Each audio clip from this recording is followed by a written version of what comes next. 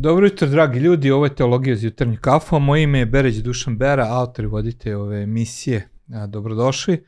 Danas završavamo jednu seriju kojom smo se bavili već neko vreme, a to je Vera bez ili hrišćanstvo bez Hrista. I danas finiširamo celu tu priču jednog istraživanja o zameni hrišćanstva, to je neko građenje hrišćanstva na nekim drugim temeljima, ne na Hristu.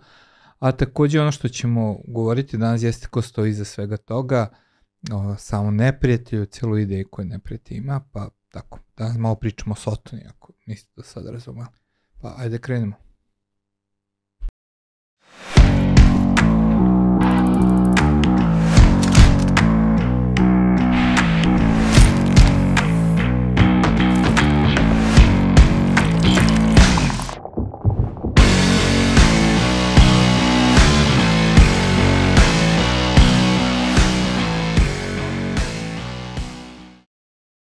Teologija uz jutarnju kafu je emisija koja ima za cilj da vrati neku teologiju, duhovnost, ćaskanje na duhovne teme u svakodnevni kontekst kao što je pričanje između dva prijatelja. I skoro sam čuo jednu najavu na Facebooku, jedan moj poznanik podelio moj misao o tome da su se neke ljudi na pijacama raspravljaju o teologiji, a gde je jedan drugi teolog to reagovao veoma negativno, tvrdeći da to nikad nije bilo dobro, nego da treba da diskusija o teološkim temama bude ustaljena, nekako crkvena i ostalo. Ja se duboko ne slažem s tim.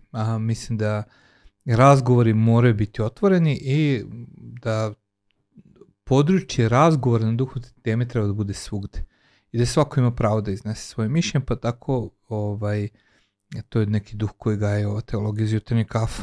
Danas pričamo o samom neprijatelju, onome koji stoji iza svega onoga što smo pričali u prethodnih nekoliko emisiji. Možete to pogledati, potražiti te emisije, pričali smo o astrologiji, pričali smo o nekim okultnim stvarima. Prošle nedelje smo čuli Natašu koja je govorila o njenom iskustvu sa prizivanjem duhova i sa svim ostalim stvarima. Pričali smo o Petersonu i njegovom pristupu u hrišćanstvu koji nije okultan kao ove druge stvari, ali opet nekako smatramo da je pogrešan, i pričali smo o psihodelicima prvi put sa timom.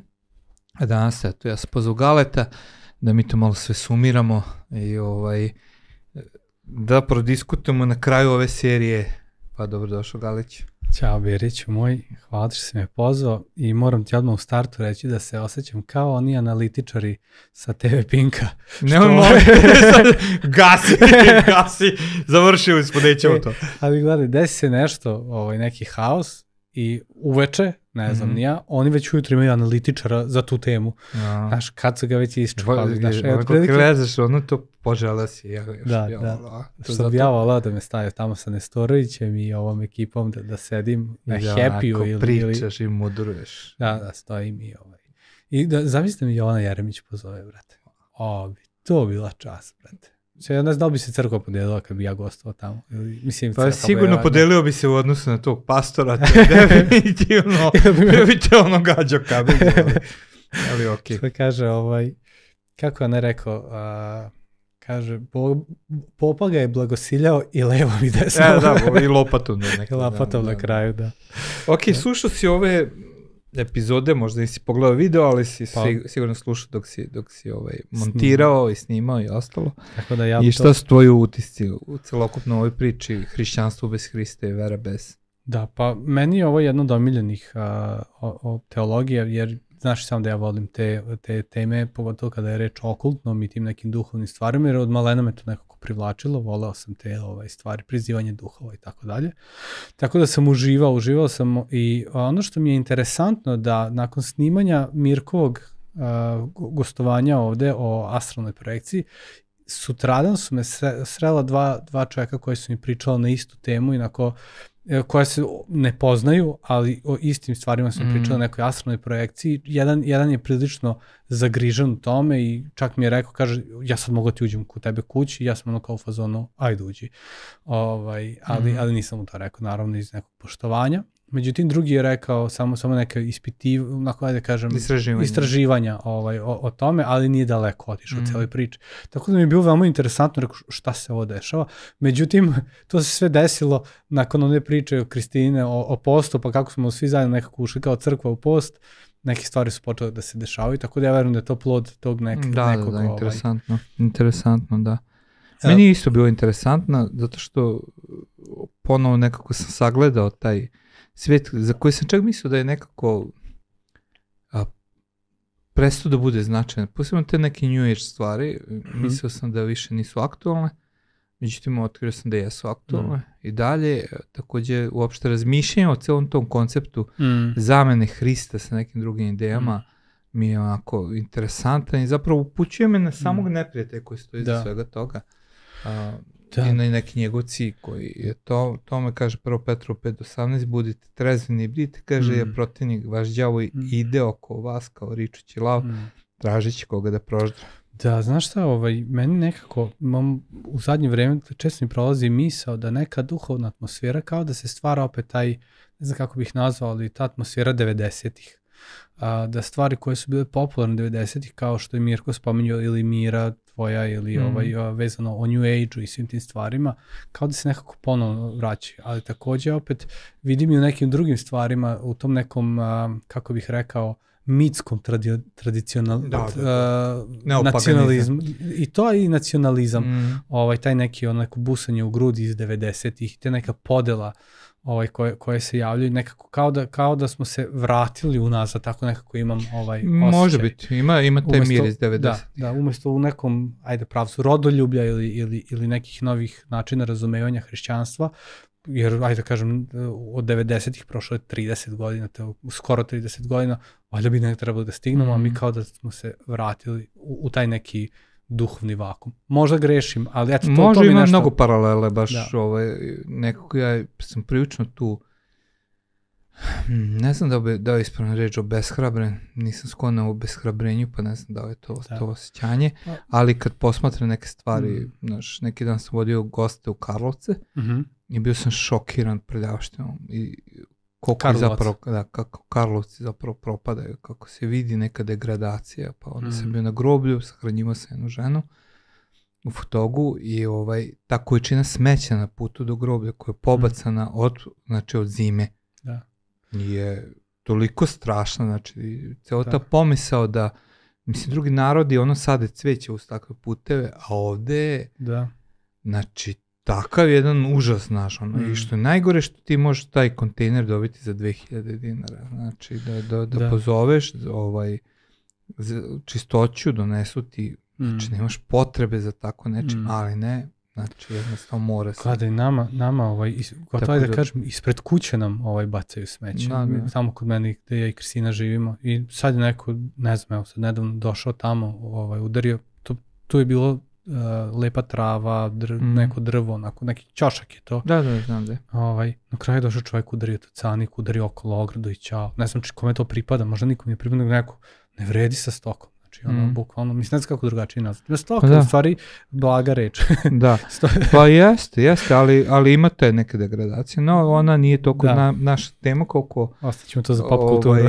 Da, koliko je to tema, znači, šta stoji iza svih tih ideja koje se provlače kroz ovo sve što smo pričali. I ja sam citirao taj stih iz 1. Petrova 5:8, đavo ili Sotona ili Lučonoša ili Belzevul ili kako god ga nazvali, biće koje stoji iza ovakvih nekih pokreta i nekih takvih ideja, mi to duboko verujemo i zato malo mislio da popričamo o njemu i o načinu na koji deluje, i kada pričamo o Sotoju mi ne možemo da krenemo tu temu, a da ne dotaknemo se samog pada čoveka i postanja 3. poglavlje, kada je opisano kako zavodi ženu i muškarca sa porukom zar je istina da vam je Bog rekao da to ne radite, budeći neku sumnju i navodeći čoveka u pad. I mi kad zapravo pričamo o Sotoju moramo shvatiti da zašto je Sotona želeo da sruši čoveka, i to je ključno pitanje, ne znam da li si nekad razmišljao na tu temu, zašto je Sotona želeo da sruši čoveka, šta mu je cilj u tom samočinu? Pa, jesam razmišljao, čak sam i poslušao neko i predavanje, pa mislim da smo i pričali ti ja na tu temu, ali ono što znamo da ako posmatramo tu celo postanje da je Bog čoveku dao autoritet da vlada nad svime, što znači da mu je dao da on bude upravitelj svega što je Bog stvorio, jel? Ono uključujući celu planetu i sve što je na planeti. Međutim, ono što znamo takođe da je Satan imao slične, ajde da kažem, žele da bude kao Bog, kako kaže tamo u Svetom pismu, ali zbog toga što se uzoholio, ne znam kako da nazovem, ono pao je. I ono što znamo i što ja verujem da jeste baš, da je to razlog jer on je želeo taj autoritet da preuzme od ljudi kako bi on mogao da vlada svim onim što je... Misliš kada ga ljudi poslušaju? Da. Da su na kroz to prihvatili da je on... To je da su odbacili su ono što im je Bog dao i dali Satani, što bi rekli za tepsiju ribe. Znači taj da vladaju. I ono rekli mu okej, ono, poslušat ćemo te. Da, na neki način razumeš što hoćeš da kažeš. I vidim neke teološke možda tu opasnosti, da kažemo, jer gde je onda Bog u celoj toj priči, ako su ljudi samo predali Satani, ali mi se slažem sa ovom načelu. Pa, u još jedno razmišljanje koje opet smo došli, da li sam slušao i možda i tvoje predavanje vezano kako, mislim da si rekao da je to čak i pravoslavna teologija, da to je neko razmišljanje nekog pravoslavnog teologa, tačnije da se ispravim, da je kada je Bog dao ljudima slobodnu volju, zapravo im je dao priliku da narastu u svom karakteru. Da žive oboženje. Da. I da je to bio razlog zašto im je dozvolio da to je, kako bih rekao, da je to razlog zašto je drvo spoznaje dobra i zla stojalo tu, da bi oni narasli u svom karakteru. Mogu, ali ne želim. Mogu da uzmem, ali ne želim.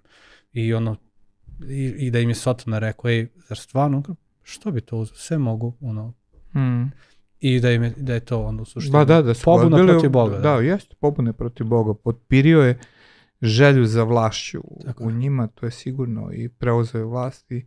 I čitao sam neku misao, možda čak ponovo neki od pravoslavnih teologa, ali ne sjećam se više. I verujem da je tako, da zapravo kada je čovjek pao, radi se o nekom protestantskom teologu, mislim da Fresh Schaeffer govori o tome, da kada je čovjek pao, da je Satan već tu doživeo poraz. Jer kada Bog prilazi Adamu i Evi, i jeste da ih isterao iz raja, kako piše tamo, ali dajući im obećanje, Bog daje obećanje Evi da će neko ko će biti njen rod stati na glavu zmije. Znači već kroz to obećanje je bila već Satanov poraz. Da. Jer čovjek nije bio iskvaren na nivo na koje je pao Satan. Jer Satana i demoni koji su pali sa njim su nepopravljivi, znači nema im spasenja, nema im izlaza. Mi verujemo da je zlo kada se ukloni dobro, kao što je mrak kada se ukloni svetlo, tako da kod Satana i demona dobro je potpuno uklonjeno, nema dobra, dok je u čoveku drugačije. Iako je čovečije srce pokvareno, ono nije tako da nije bilo moguće ga spasiti, da je tu već negde đavo doživao poraz i od tog momenta da postoji to neko stalno nastojanje da se završi taj proces, da ljudi zapravo završe u propasti, odvojeni od Boga, da zavodi ljude na njegov put kako ne bi našli spasenje u Hristu Isusu, u Bogu, nego da odbiju to, da ih zadrže u stanju bunta. Jer ako gledamo svi ovi pokreti o kojima smo pričali, bude u ljudima neku ideju da postoji izlaz bez Boga. Odvodi ih od toga. Možete naći rešenje na ovaj način. Ovo je rešenje, ovo je rešenje. Veruj ovo, čini ovo i vodi ih zapravo daleko od Boga. I to mu je ključni cilj. Znači da ih dovede u ono što nije uspeo samim padom. Tako je. Tako je. Da. Ili kako si to nazvao, zabludna delatnost. Zabludna delatnost, da zaokupi. Da, mislim, možda samo da napomenemo da kada govorimo o zmiji, da se to odnosi na Satanu, kako ga se to pismo naziva. Da. I ovo što si rekao za potpuno odsustvo svetlosti, to je mrak, jel? I mislim, samo mi sad prolazi ovo je totalno možda i digresija, ali tu za vreme službe sam samo onako otvorio neku knjigu od Dietricha Bonhoeffera, nisam je pročitao, samo bukvalno 2-3 paragrafa. I on, neko njegovo razmišljanje kaže zašto se Hrist rodio po noći kao. Kaže zato što se rodilo svetlo sveta kao. I bilo mi onako interesantno. Jako lepo jako lepo mislim. Može cijela propoved da se o tome napravi, da. Nevjerovatno, tako da, eto, možda ta... Baš lepo mislim, dopada mi se. Jeste. Da, ali to je jednostavno priroda đavola da je on u mraku potpunom i da on ne može da doživi svetlo nikada i da zreli čoveka da uvuče u to da ostane u mraku. I to je cijela njegova jedno si citirao, da li je to možda i neki od ovih kapadokijskih otaca rekao da neka priča da svi učenici idu i kao u fazonu da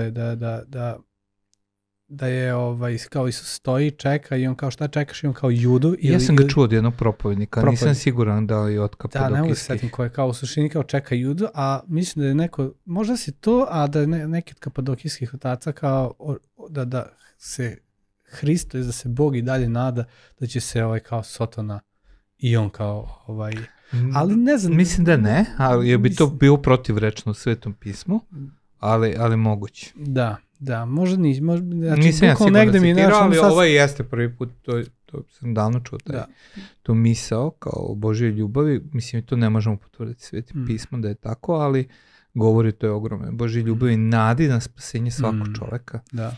Lično ja jako volim ono sliku italijanski renesansni umetnik, sad ne mogu da setim tačno ime, kad prikazuje kako Hristos otvara grobnicu i prva osoba koja izlazi je Adam. Aha, nisam to vidio. Nisi vidio, jako možda jesam, ali znači, smo je štampali. Nismo je štampali, ali kad bude ta izložba koju sam ti priložio da napravim izložbu sve slike koje sam koristio, verovatno bi nju stavio. Mi je jako moćna, znači ta scena da prva osoba koja izlazi iz te grobnice jeste Adam koji ga je spasao drugi Adam. Prvog Adama. Mislim kad sam baš pisao Rimljana poslanici da sam upotrebio tu sliku. To je baš moćno. U svakom slučaju, ko je Sotona, kaže ovako Luka 10:18, Isus kaže, video sam Satanu kako pada sa neba kao munja, a jedini odeljak gde možemo naći neku paralelu, gdje koje proročanstvo se tiče Tira grada, jeste u Isaiji 14, gde kaže ovako kako od 12. stiha, kako pade sa neba zvezdodanice, kćeri Zorina, kako se obori na zemlju koji si gazio narod. Ja govorio sa srcu svom, izaći ću na nebo, više zvezda Božih podignući prestol svoj i sešću na gori zbornoj na strani severnoj. Izaći ću na visine, nad oblake, izjednačit ću se s višnjim, ali ti se upakao svrže u dubinu grobnu.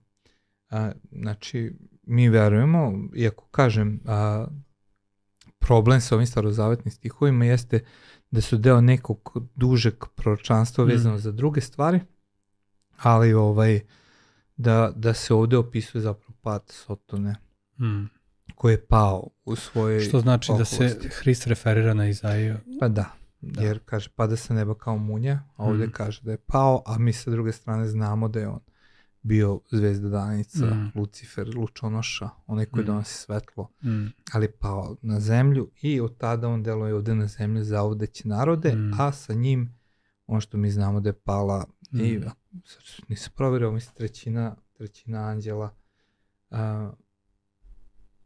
kaže, piše 2. Petra 2:4, doista Bog nije poštenio ni anđela koji se grešiše, nego ih strovalio pakao i predao ih za sud. Na to ne piše, mislim da je trećina piše. Da sad ne sjećam se toga. Da. U svakom slučaju palo je veliki broj anđela koji danas rade dela zavođenja. I 5. Mojsijeva 18:9-14 nam kaže ovako, kad uđeš u zemlju koju ti daje Gospod Bog tvoj, ne učini se činiti gadna dela onih naroda, neka se ne nađe u tebe koji bi vodio sina svog ili kćeru svoj kroz oganj, ni vračar, ni koji gata po zvezdama, ni koji gata po pticama, ni uročnik, ni bajač, ni koji dogovara se sa zlim duhovima, ni opsenar, ni koji pita mrtve.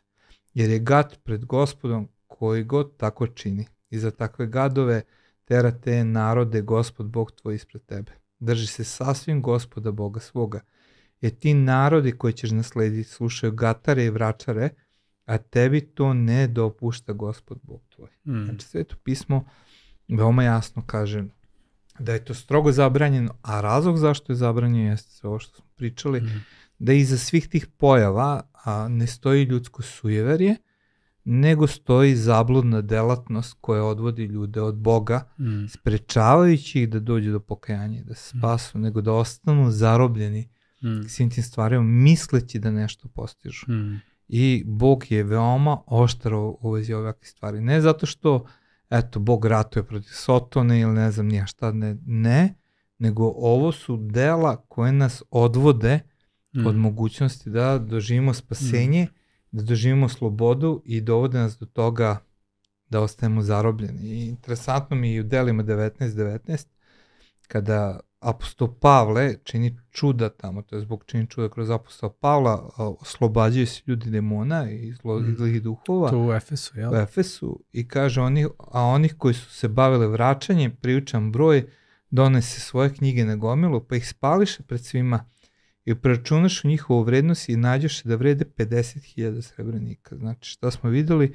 Ljudi koji su upoznali istinu, jednostavno prekidaju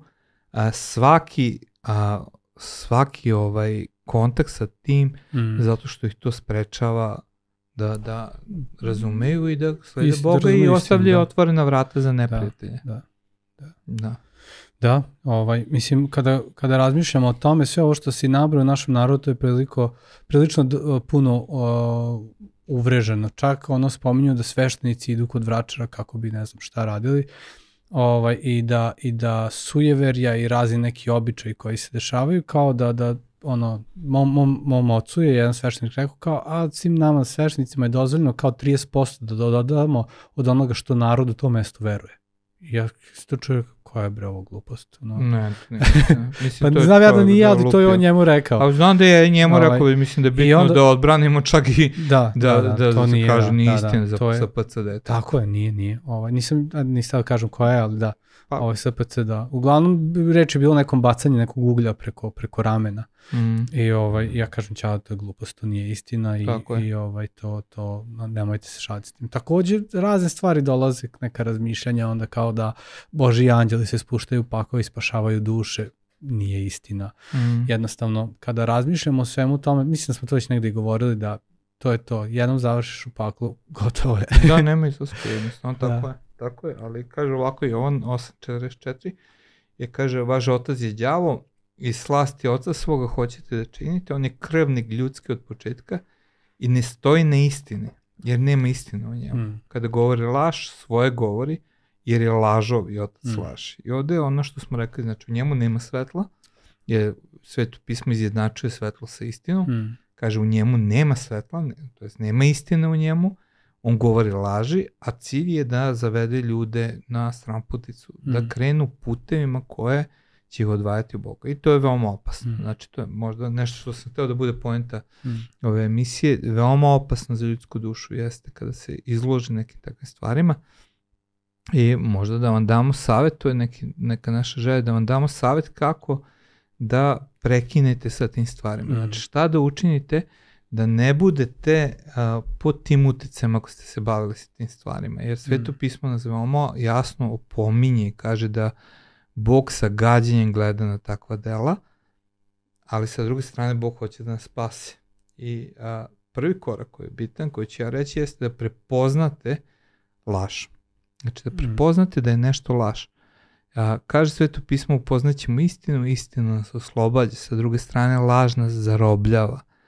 I ako smo nekada imali dodira sa okultnim stvarima, jako je bitno da prepoznamo da to nije naivna stvar kao prvi korak, nego je nešto sa čime mi moramo da se suočimo i da sklonimo te utice iz našeg života. Tako da prva stvar koju bi ja istakao jeste prepoznaj laž. Ti?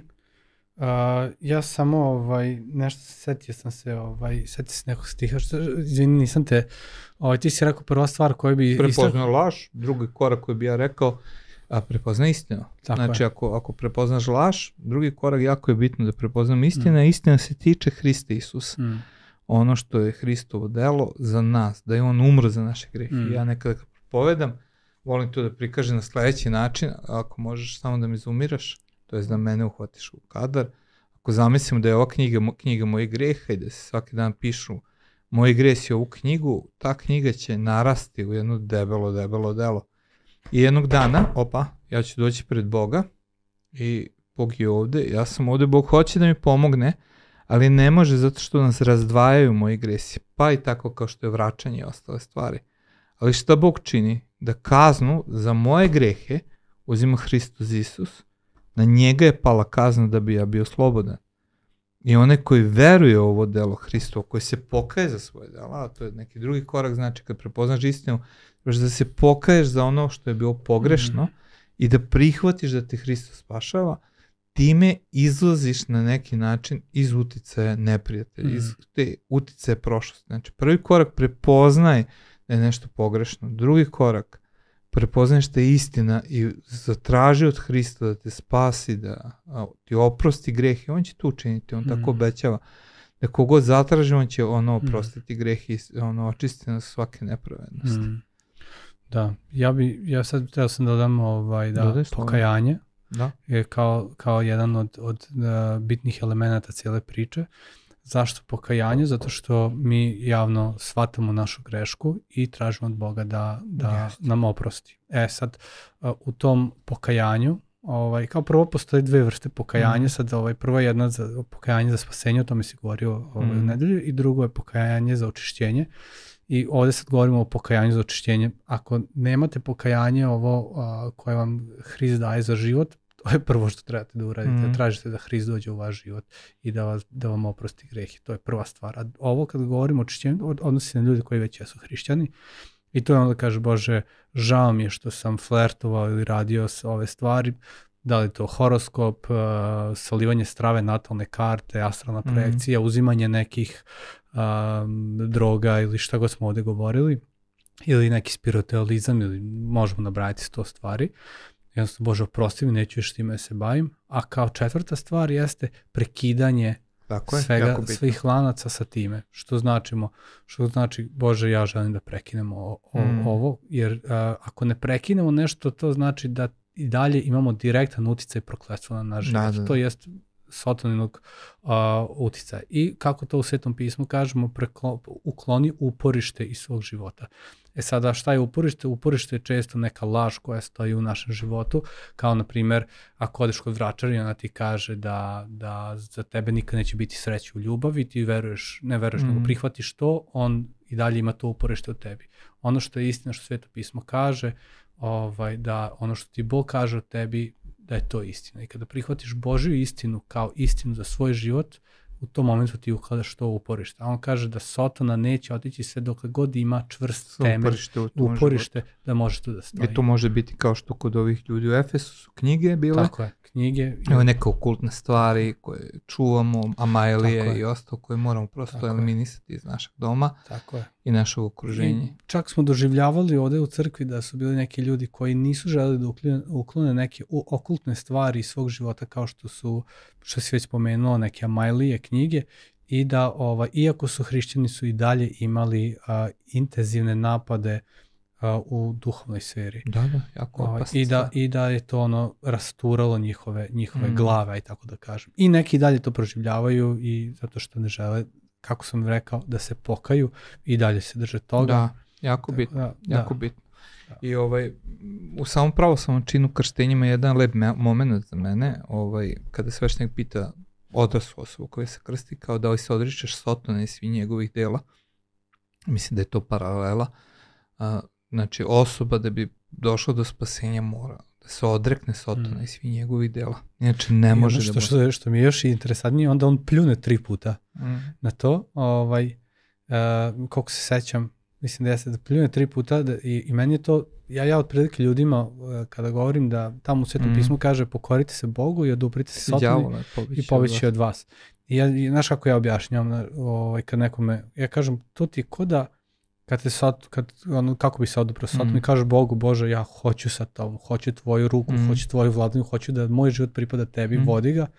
i onda se okreneš ka Sotoni, a on ti je otprilike ko ker koji je ušao u tvoje dvorište i kreće da tuče tvoj kera. Šta uradiš? Ono divlji neki ker. Moraš napolje, našutiraš ga napolje. Da. I otprilike to mi je ta slika. Tu moraš napolje. Da, pa je neophodna stvar. Da. Super. I konačno, kao završno, ako i dalje vidite, imate neke uticaje u vašem životu, a uticaje mogu biti da vam se neke stvari čudno dešavaju i da nemate kontrolu na određenim stvarima u vašem životu, posebno nad nekim intenzivnim osjećanjima, mislima, ostao da je jako bitno zatražite pomoć nekog ko se razume u te stvari i da porazgovarate s tom osobom i da se ona moli i da vam pomogne da prekinete taj uticaj. Znači, prosto ako prepoznajete neke stvari nisu normalne, da tako kažem, na primjer da čuješ 2 glasa u glavi.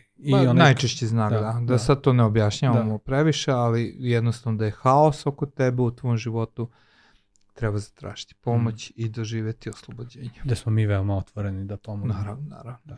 Ok, to je bilo Teologija uz jutarnju kafu. Drago mi je što ste bili moji gosti ovaj dan i ako vam treba pomoć, potražite nas, a lajkajte, komentarišite, slobodno delite naše video. Nekad mi ljudi pitaju da li smeju da podele naše video. Naravno da smete, znači apsolutno je to ok, čak što je više poželjno da ako nešto uradite, nećemo se uvrediti, nećemo smatrati da ste ukrali nešto od nas, zapravo je puno će nam značiti da to uradite, delite slobodno naše videa i podržite nas na neki način. Vidimo se ljudi.